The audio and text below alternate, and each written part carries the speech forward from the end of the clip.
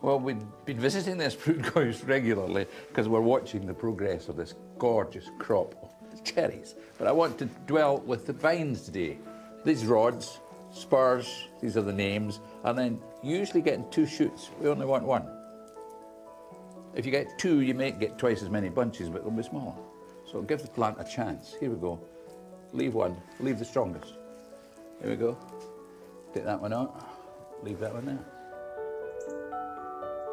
Well, I've got some more fruit for the decking, perfect for small containers. This one, for the first time, is a bramble that you can grow in a hanging basket or a container. So 3 plants there in about a 12-inch pot. Also, I've got a frambury, looks like a strawberry, and the fruits also look like a strawberry. But when you taste it, it's meant to be a little bit of a cross between a strawberry and a raspberry. Now there's a sight to gladden your heart. That's a wonderful salad, isn't it, for this time of year, even on a cold day. We sowed our seeds out in this small space garden around about 4 weeks ago, and there is the result. And already I can harvest these. There's some Mizuna, which I can just snip off with the scissors, just below soil level like that.